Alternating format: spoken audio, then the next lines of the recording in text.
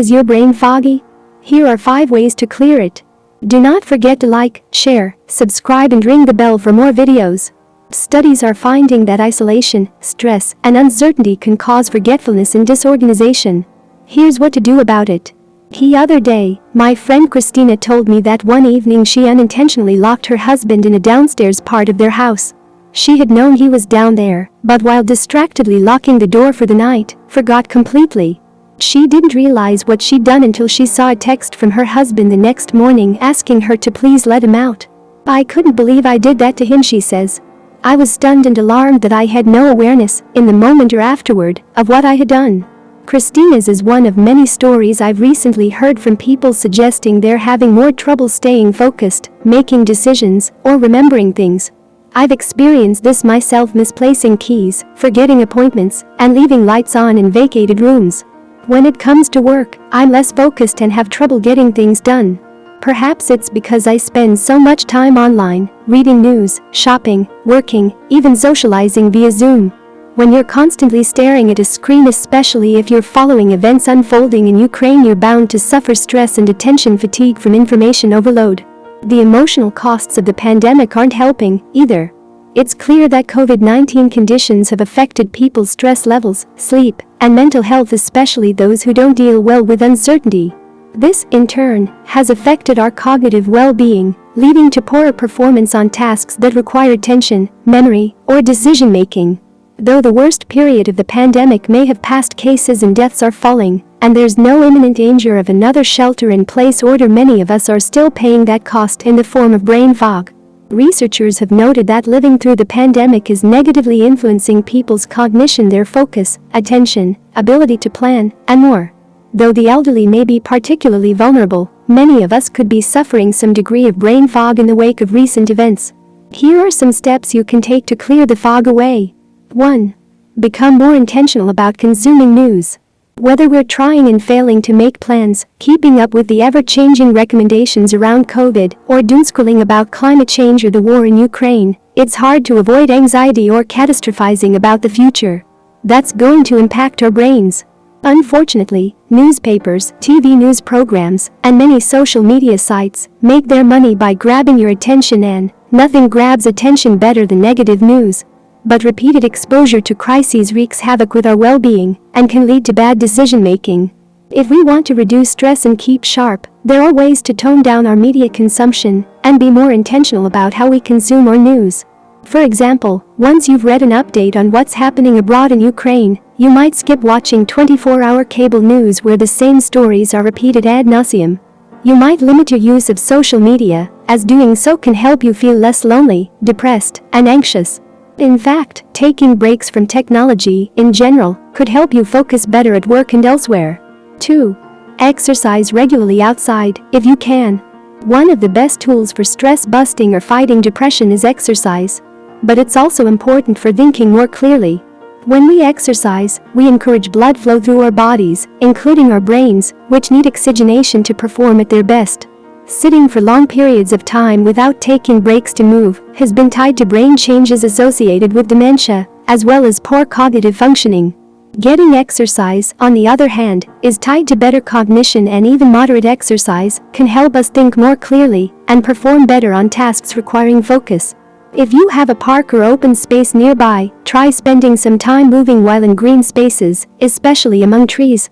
Research confirms that being out in more natural settings is helpful for our well-being and has positive effects on our cognition above and beyond those coming from exercise alone. 3. Stay connected to others. The lack of socializing during COVID lockdowns may have been particularly hard on people's cognition. More on keeping your brain sharp. Learn tips for keeping your brain fit and healthy from the books The Sharp Brain's Guide to Brain Fitness, Ageless Brain, and Keep Sharp. Learn how living near a forest may be good for your brain. Find out what neuroscience can teach us about aging better. For example, in one study, researchers in Scotland tested the cognitive functioning in 342 adults ages 1872, starting when lockdown restrictions were in place but easing over time. The participants performed online tasks that measured their attention, memory, decision-making, time estimation, and learning skills. The researchers also measured how isolated they were. When comparing the test results to the level of isolation they were experiencing, the researchers found that cognition improved as people became less isolated and had opportunities to socialize more. Though some of this could have been due to other factors, like lack of exercise, a recent review of many studies pre-pandemic confirms that socializing is important for keeping yourself cognitively fit. It also found that loneliness increases people's vulnerability to cognitive decline, especially among the elderly. So, it's a good idea to try to find ways to be with others safely, of course to keep your brain functioning well. 4. Try new challenges. While many of us have been at our wits' end during the past few years, we can do something for our brains that's good for cognition at any time. Learn new things. During the pandemic, I began learning to speak Greek in anticipation of future travel there. It was certainly a cognitive challenge, one that was fun and, hopefully, will help stave off dementia, which happens to run in my family. You probably know people who have used lockdown restrictions as an opportunity to learn to play a new instrument, write poems or stories, study their history, or build furniture. Whether there's a pandemic on or not, using your brain in new, challenging ways is good for neural health and will help your brain stay healthy. Of course, you should not take on more to do if you are already struggling to keep up with the basics. But noticing opportunities to incorporate new things into your everyday routines, even taking a new route on your walk or trying out a new recipe, could give your brain a fun workout without adding more to your to-do list. 5. Be kind to yourself. If you are already trying things to avoid brain fog and still seem to have it, don't beat yourself up about that. We are living through extraordinary times, and so we need to practice a little self-compassion. That can mean anything from simply forgiving yourself for your lapses, like losing your keys for the nth time, to actively advocating for fewer work assignments, so you can build in a little breathing room for inefficiency. If you find yourself suffering extreme anxiety or depression, you may want to seek professional help, because seeking treatment is a key way to be kind to yourself. Talking to a trusted therapist can help you figure out how to manage chronic emotional issues better, so you can suffer less brain fog.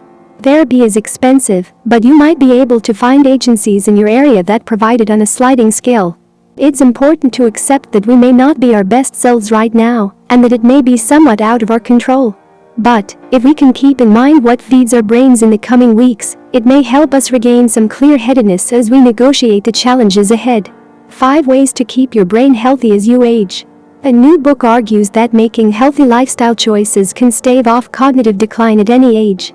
Like many people over 60, I sometimes lose my keys or forget the names of favorite films.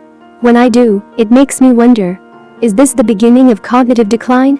Or, worse, am I fated to follow in the footsteps of my mother, who died of Lewy body dementia in her 70s? According to neurosurgeon Sanjay Gupta, CNN medical correspondent and author of the new book Keep Sharp, Building a Better Brain at Any Age, the answer is no. Forgetfulness is normal at all ages, and your genes don't doom you to dementia. What's important is taking care of your brain in the best way possible, he argues. You can affect your brain's thinking and memory far more than you realize or appreciate, and the vast majority of people haven't even begun to try, he writes. Gupta distills results from hundreds of research studies to help readers understand what's known and not known about keeping your brain healthy. Along the way, he busts common myths, for example, that doing puzzles is a good way to ward off dementia, and replaces them with science-based advice on how to live a longer, healthier life with a more functional brain. He also distinguishes typical memory lapses, like forgetting an acquaintance's name, from more troublesome ones, like not remembering the way home from a frequent destination, a distinction I found quite reassuring. While he's quick to hail the cognitive strengths of older people, they tend to have better vocabulary skills, for example. He also points out that our cognitive capacities can start to decline much earlier in life than we think, even in early adulthood. That's why he recommends making lifestyle changes now to improve brain power at every age, not just when you hit your 60s. Keep Sharp includes a questionnaire assessing risk for cognitive decline with some surprising questions, like, do you sit for most of the day? Or do you have a history of depression? Understanding your risk can inspire you to take corrective action. To that end, here are Gupta's 5 keys to a healthier brain. Move more. When people ask me what's the single most important thing they can do to enhance their brain's function and resiliency to disease, I answer with one word: exercise, writes Gupta. Being inactive is probably the most significant risk factor in dementia, while staying fit can help stave it off. Fortunately, It doesn't take much movement to make a difference. Even walking for 2 minutes every day counts. Exercise provides many benefits overall, including better stamina, strength, stress management, and immune function. But the main reason movement helps the brain is that it reduces inflammation, while stimulating growth factors that promote the function and growth of neural cells. That's why aerobic exercise, more than stationary exercise, like weightlifting, confers cognitive benefits, though weightlifting can build muscle. Get enough sleep. Sleeping well is one of the easiest and most effective ways to improve your brain functions, as well as your ability to learn and remember new knowledge, writes Gupta. That's because sleep seems to clear the brain of debris that might otherwise build up and create problems. Of course, some people have trouble getting good sleep, so Gupta's book reminds them of sleep hygiene principles that can help. He also points to the importance of resting, in general, and suggests replacing daytime naps with stress-reducing walks in nature or meditations. To reduce stress and rumination, those troublesome thoughts that keep us up at night, he recommends that people add a gratitude practice to their day which, he writes, acts like a big reset button. You can also think about community volunteering, taking regular breaks from email and social media, and avoiding multitasking. Learn, discover, and find purpose. While puzzles may not be the answer to cognitive decline, we do need to stimulate our brains with learning and discovery, writes Gupta. Learning creates new neural pathways and promotes brain resiliency, something that may help stave off the outward symptoms of dementia, like memory loss, even if you develop the telltale brain plaques associated with Alzheimer's. Think of it as a big backup system in the brain that results from enriched life experiences, such as education and occupation, he writes. Building cognitive reserve doesn't happen overnight, he warns. It results from a lifetime of challenging your brain through education, work, social relationships, and other activities. However, just because you don't have a college education doesn't mean you will experience greater cognitive decline, either. Aiming to challenge your mind throughout your life is more protective than a formal degree. Gupta warns that the majority of commercial brain games are not effective at staving off dementia, though they may improve memory, because they don't drain problem-solving or reasoning keys to cognitive reserve. People would be better off taking a traditional class or learning a second language, he says, because these activities offer more complex challenges in social contact, too also important for brain health. Finding purpose in life can be good for the brain, especially if it involves contact with people of different generations or personal learning and challenge. Research suggests that people with a sense of purpose have reduced risk of suffering the deleterious effects of dementia even if their brain contains Alzheimer's plaques, probably because having purpose inspires them to take better care of themselves. Eat well. What's good for the heart is good for the brain, writes Gupta. Still, there is so much conflicting information out there about diets and dietary supplements, it can be hard to separate the wheat from the chaff, pun intended. Gupta takes pains to dispel myths around gluten and so-called superfoods, like kale and fish oil. There is no evidence to suggest gluten affects people's brain function, he says, and kale and fish oil, while good for you, are not going to stop cognitive decline. While it's hard to recommend a perfect brain diet based on research, Gupta cites Martha Claire Morris's work. An epidemiologist and founding member of the Global Council on Brain Health, Morris recommends a Mediterranean-like diet, one rich in vegetables, berries, beans, whole grains, fish, poultry, and olive oil. That diet may not be palatable or available for everyone, though. So, Gupta provides more general diet advice, too, using the acronym SHARP. Stay away from lots of refined sugar. Hydrate regularly. Add more omega-3 fatty acids from dietary sources, not pills. Reduce portions, possibly trying intermittent fasting. Plan ahead, meaning have healthy snacks around so you don't turn to junk food if you become hungry. Connect with others.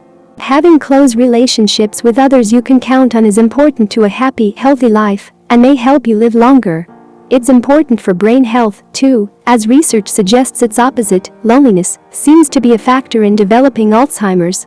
Gupta suggests combining socializing with other activities designed to get you moving or learning. That could mean taking a walk or class with a friend, joining a team sport, or volunteering. Socializing with more diverse people or people of different generations can also be a plus.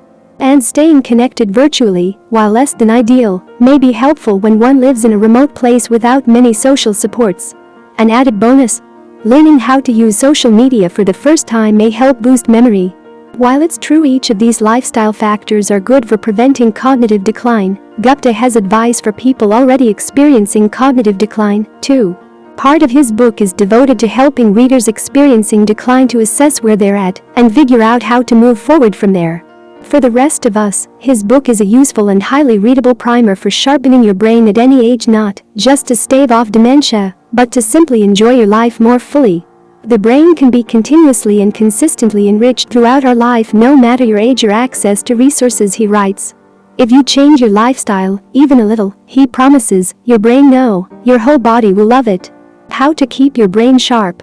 A new book explores how to optimize brain health through all the stages of life. Don't eat fats. No, unsaturated fats are good for you. The more you exercise, the better. No, actually exercising 3 times a week provides the same benefits. Alcohol is bad for you. No, moderate amounts of alcohol help your heart. When it comes to health advice, there is often so much contradictory information out there in the media that it's hard to separate the wheat from the chaff. The same goes for information about brain fitness. With all the myriad of articles out there about what one can do to preserve cognitive function as you age, it's nice to see the new book, The Sharp Brain's Guide to Brain Fitness, where all of the relevant information is in one place. Written by Alvaro Fernandez and neuroscientist Elkanan Goldberg, co-founders of Sharp Brains, a website that evaluates research on brain science. The book is a succinct and informative guide to cognitive and neuroscience research, with tips for increasing brain fitness included. The book covers the basics of neuroplasticity, the brain's ability to grow and develop new connections over time, even as we age, and gives a good rationale for why we should treat brain fitness in much the same way we would physical fitness, which basically boils down to use it or lose it.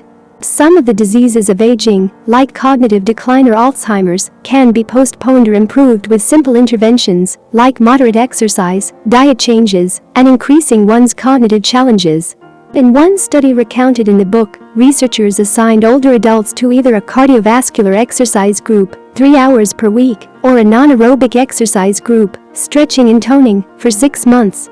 Then they scanned the brains of the adults in the study and found that the group in the aerobic exercise condition had more brain volume in their frontal and temporal lobes, parts of the brain associated with working memory, verbal reasoning, and planning, among other executive functions, than those in the non-aerobic condition.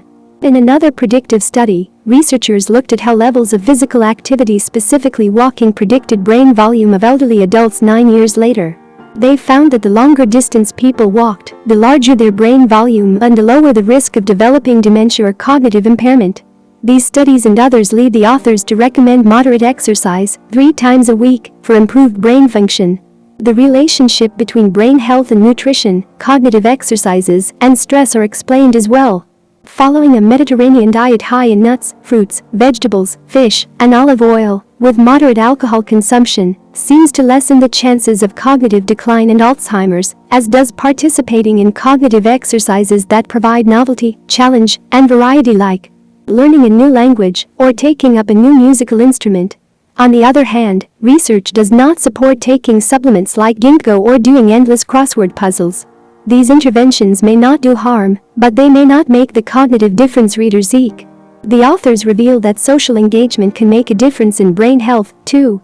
In one experiment, social interaction improved working memory, and in another, positive social interactions were shown to reduce stress.